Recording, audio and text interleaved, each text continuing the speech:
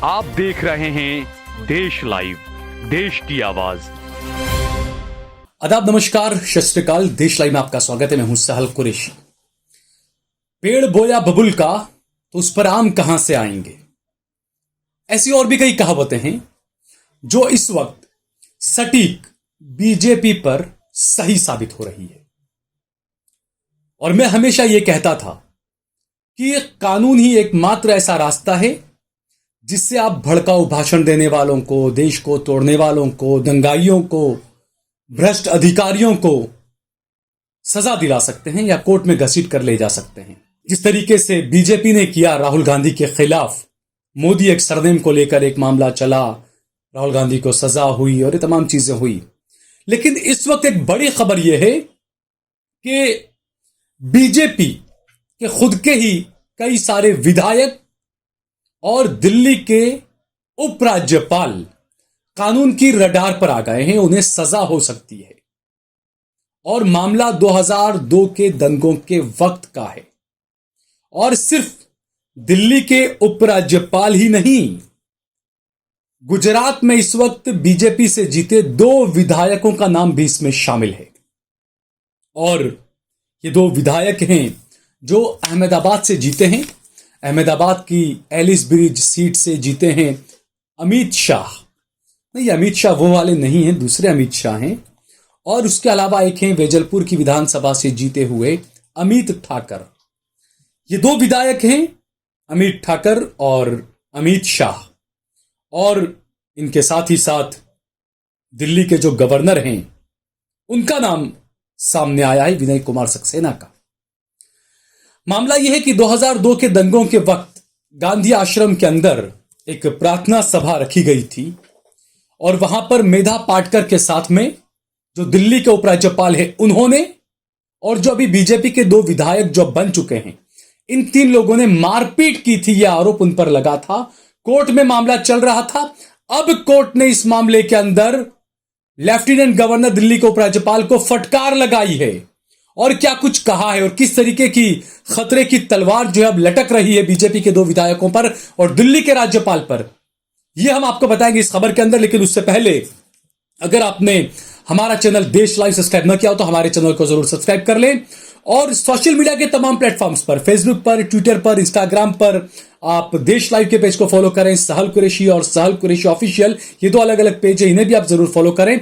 हमने हमारा नंबर भी दिया हुआ है, हमारा ज्यादा से ज्यादा समर्थन करें। फेसबुक पर अगर आप वीडियो देख रहे हैं हमारा, तो फेसबुक पर स्टार बटन दबाकर हमारा ज्यादा से ज्यादा सहयोग करें। तो हम बात कर रहे हैं दिल्ली के जो एलजी है, लेफ्टिनेंट गवर्नर, जिसे उपराज्यपाल कहा जाता है, उनका नाम एक केस के अंदर था। और इस मामले में जो दिल्ली के लेफ्टिनेंट गवर्नर है विनय कुमार, उन्होंने अहमदाबाद की एक अदालत से कहा कि मैं तो लेफ्टिनेंट गवर्नर हूं, इसलिए मेरे खिलाफ जो ये क्रिमिनल मामला है इसे चलाने को मंजूरी न दी जाए। 21 साल हो गए आज इस बात को। आज ये जिन कानून का बाहर निकला और अहमदाबाद की एक कोर्ट ने, अहमदाबाद की जो एडिशनल मेट्रोपॉलिटन कोर्ट है उसके जज हैं पीएन गोस्वामी, उन्होंने दिल्ली के लेफ्टिनेंट गवर्नर विनय कुमार सक्सेना की अर्जी को खारिज कर दिया है। सक्सेना की तरफ से दाखिल अर्जी को खारिज किया और सक्सेना पर यह आरोप है कि 2002 में गांधी आश्रम में जो प्रार्थना सभा हो रही थी, वहां पर प्रार्थना सभा में घुसकर विनय कुमार सक्सेना, अमित ठाकर और अमित शाह ने मेधा पाटकर पर हमला किया था। यह मामला दर्ज किया गया था। और जब अनिल सक्सेना ने, माफ कीजिएगा, विनय कुमार ने जब कोर्ट में अर्जी लगाई और कोर्ट में विनय कुमार सक्सेना ने कहा कि चूंकि मैं तो राज्यपाल हूं, इस वजह से मुझे जो है वो संविधान के अनुच्छेद के तहत मुझे छूट दी जानी चाहिए, मेरे खिलाफ क्रिमिनल मामला नहीं चलना चाहिए। तो इस पर जो वो मेधा पाटकर ने आपत्ति जताई, विरोध दर्ज कराया और उन्होंने कहा कि विनय कुमार जो है वो राज्यपाल नहीं है, ये उपराज्यपाल है और इसलिए ये छूट के हकदार नहीं है, क्योंकि राज्यपालों के लिए वो छूट है, लेफ्टिनेंट गवर्नर के लिए वो छूट नहीं दी गई है। ऐसे में उन्हें संविधान के अनुच्छेद 361 के तहत इम्यूनिटी नहीं दी जानी चाहिए और इसी की मांग की थी विनय कुमार ने। उन्होंने कहा था कि चूंकि मैं राज्यपाल हूं, इस वजह से मुझे मिली इम्यूनिटी की वजह से मेरे खिलाफ जो क्रिमिनल ट्रायल है उसको छूट नहीं दी जानी चाहिए, उस पर रोक लगा दी जानी चाहिए।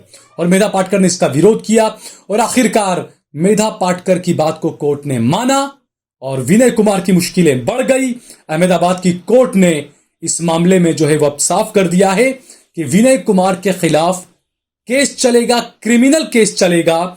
और उनके साथ में जैसा मैंने बताया, पहले उस वक्त तो विधायक नहीं थे वो, लेकिन 21 साल के बाद आज वो विधायक बन गए, अमित ठाकर और अमित शाह। दो अमित हैं इनके अंदर। अब देखते हैं कि तीसरे अमित इन्हें बचा पाते हैं या नहीं। तो यहां पर जो है वो अमित ठाकर समेत जो है वो, और इसके अलावा एक एडवोकेट भी थे वहां पर जिनका नाम है एडवोकेट राहुल पटेल, वो भी इसमें आरोपी थे कि मेधा पाटकर पर हमला करने का इन पर भी आरोप है। तो अब ट्रायल जो है वो शुरू होगा मेट्रोपॉलिटन कोर्ट में। 21 साल के बाद ट्रायल शुरू होगा। जो मैं हमेशा कहता हूं लोगों से कि कम से कम आप एक एफआईआर करके कम से कम ये कर दें, आप कानूनी लड़ाई शुरू कर दें, चाहे 15 साल बाद, चाहे 20 साल के बाद, क्योंकि सरकारें आती जाती रहती है। जो आरोप लगते हैं न्यायपालिका पर, जो आरोप लगे जजों पर, तो वो सरकारें आती जाती रहती है कभी ना कभी। क्योंकि एक बार जब आप किसी के ऊपर केस कर देते हैं तो वो एक लटकती कानूनी तलवार की तरह वो लटकता रहता है उस व्यक्ति पर, और इंसाफ मिलेगा जरूर, थोड़ा देर से मिलेगा लेकिन मिलेगा जरूर। तो ये, क्योंकि मैं हमेशा इस बात का जिक्र करता हूं कि कांग्रेस के सरकार के अलावा भी भ्रष्टाचार के कई आरोप लगे। तो सुखराम एक हुआ करते थे टेलीकॉम मिनिस्टर, जो बीजेपी के नेता थे। तकरीबन वो 70-75 साल पार कर गए। उसके बाद कई सालों के बाद उन्हें जेल की सजा सुनाई गई अदालत की तरफ से। पुराना मामला था। तो ये जो कोर्ट के जो मामले होते हैं, जो नेता लोग ये समझते हैं कि हम लोग बच गए, आप बचे नहीं हैं। कानूनी तलवार आप पर लटक रही है। 20 साल बाद, 25 साल बाद, 30 साल बाद भी आपको कटघरे में लाकर खड़ा किया जा सकता है। और इसीलिए इस मामले के अंदर 21 साल के बाद क्रिमिनल ट्रायल शुरू होगा दिल्ली के उपराज्यपाल के खिलाफ और गुजरात के मौजूदा बीजेपी के अहमदाबाद से 2 विधायक अमित ठाकर और अमित शाह के खिलाफ। अब कोर्ट मामला चलाएगी। क्या होता है आगे, क्या क्या चीजें आती है, वो बात की बात है।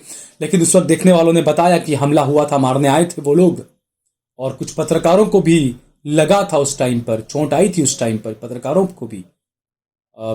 नाम तो मैं क्या बताऊं, धीमंत पुरोहित वगैरह के बारे में लोग कहते हैं कि वो लोग वहां पर मौजूद थे। मशहूर सामाजिक कार्यकर्ता मल्लिका साराभाई भी शायद वहां पर मौजूद थी। तो ये जो तमाम चीजें, अब 21 साल के बाद ट्रायल शुरू होगा। अब इसमें जो गवाह हैं, क्या वो गवाह भी गोधरा दंगों से जिस तरीके से गवाह पलट गए या बाद में जो छूट गए, या क्या इस मामलों में भी वही होगा? तो ये कई चीजें एक तरफ जो है वो अब सवाल उठने लगे हैं कि इस मामले में अब ट्रायल शुरू तो हुआ है, अब होगा क्या ये देखना है। क्योंकि जहां पर अब सुनवाई में आरोप तय होने हैं, अब आरोप तय होंगे कि किसने क्या किया और क्या क्या इनकी सजा हो सकती है। इनमें बीजेपी के 2 विधायक ये पहली बार चुने गए हैं जिनका नाम इस मामले के अंदर है। तो अगर आरोप तय होते हैं और सजा होती है, अगर 2-3 साल से ज्यादा की अगर सजा होती है, तो बिल्कुल जो नए नए 2 विधायक बने हैं इनकी विधानसभा की सदस्यता भी जा सकती है, जिस तरीके से राहुल गांधी की संसद की सदस्यता चली गई। तो इसीलिए कहते हैं कि देर है अंधेर नहीं। और जिस तरीके से आपने राहुल गांधी को घसीटा कोर्ट के अंदर, कानून ने अपना काम किया, उस तरीके से इस वक्त मैंने कुछ दिन पहले मैंने एक खबर में, एक न्यूज में कही थी ये बात कि अगर कानून के मुताबिक अगर सही से काम किया जाए तो बीजेपी के जो मौजूदा 300 सांसद हैं उनमें से मेरे ख्याल से 150 सांसदों की सांसदी चली जाएगी। अगर कोर्ट ने अगर सही से उनको पकड़कर, उनकी पकड़ कर कानून अगर सजा हो गई उनको, तो 150 से ज्यादा विधायकों की सांसदों की सांसदी चली जाएगी। इसी तरीके से कई सारे बीजेपी के विधायक भी अगर सही से काम किया गया तो उनकी विधायकी भी चली जाएगी। तो कानून को अपना काम कानून कर रहा है, करना चाहिए। वो बात अलग है कि गोधरा कांड और गुजरात दंगों के जो कई फैसले आए अदालतों से, उसने सबको हिला कर रख दिया। और हैरानी की बात तो यह है कि जिन मामलों के अंदर जो दंगाई थे, जिन पर बलात्कार के आरोप लगे थे, जिन पर मुसलमानों को जलाने के आरोप लगे थे, उन सबको जब रिहा किया गया तो सरकार ने उसको ऊपरी कोर्ट में चैलेंज नहीं किया। यह बड़ी हैरानी की बात है। वरना दूसरे मामलों में जहां पर मुसलमान होते हैं आरोपी, तो वहां पर सरकार, बीजेपी की सरकारें खासकर, फौरन उस मामले को ऊपरी कोर्ट में चैलेंज कर देती कि भाई इनको क्यों रिहा किया गया। लेकिन इस मामले में चूंकि सब हिंदू संगठनों से जुड़े हुए लोग हैं, इस वजह से गुजरात सरकार ने इस मामले को ऊपरी अदालत में चैलेंज नहीं किया। अमूमन यह होता है कि दंगों के जो आरोपी होते हैं, अगर उनको बरी किया जाता है तो सरकार खुद ऊपरी कोर्ट में उनके रिहा होने का विरोध करती है। लेकिन बीजेपी दंगाइयों का किस तरीके से समर्थन करती है, ये सुप्रीम कोर्ट ने भी देख लिया। बिल्किस बानो के जो दोषी थे बलात्कार के और हत्या के, उनको बरी किया। उस मामले पर सुप्रीम कोर्ट भी सुनवाई कर रही है। सुप्रीम कोर्ट खुद हैरान है कि आखिरकार बीजेपी की सरकार क्या पैगाम देना चाहती है, क्या मैसेज देना चाहती है ऐसे रेपिस्टों को और हत्यारों को रिहा करके। तो ये जो चीजें हैं, मैं हमेशा ये कहता हूं कि हिंसा का रास्ता नहीं अपनाना चाहिए। कानून और संविधान, बस ये वाहिद एक ऐसी ताकत है। मोदी सबको भूल जाइए आप, प्रधानमंत्री है ठीक है वो, लेकिन संविधान और कानून के सामने वो भी कुछ नहीं है बिल्कुल। तो कानून को आप कभी ना छोड़े। जब भी आपके साथ में कुछ नाइंसाफी होती है, बिल्कुल आप बेधड़क कोर्ट का दरवाजा खटखटाएं, कानूनी लड़ाई लड़ें। जो दलाल किस्म के लोग आते हैं आपको समझाने बुझाने कॉम्प्रो करवाने, उनकी बातों में ना आए, कानूनी लड़ाई लड़ें। कानूनी लड़ाई से आपको जरूर इंसाफ मिलेगा। अब देखना यह है कि जो बीजेपी के 2 विधायक हैं और दिल्ली के जो उपराज्यपाल हैं, उनके खिलाफ किस तरह की कार्रवाई होती है, क्या आरोप तय होते हैं, क्या सजा होती है, क्या राज्यपाल साहब भी जेल जाएंगे, क्या राज्यपाल साहब को इस्तीफा देना पड़ेगा, क्या बीजेपी के 2 विधायक अमित ठाकर और अमित शाह को भी क्या इस्तीफा देना पड़ेगा, या उनकी विधायिका चली जाएगी, विधायक की जो सदस्यता है उनकी विधानसभा की क्या वो चली जाएगी। ये कई सवाल हैं जो जल्द इसका जवाब भी अदालत की तरफ से मिल जाएगा। अगर आपको ये वीडियो पसंद आया हो तो इस पर ज्यादा से ज्यादा कमेंट करें, इसे शेयर करें, इसे लाइक करें। अगर आपने हमारा चैनल देश लाइव सब्सक्राइब न किया हो तो हमारे चैनल को जरूर सब्सक्राइब करें।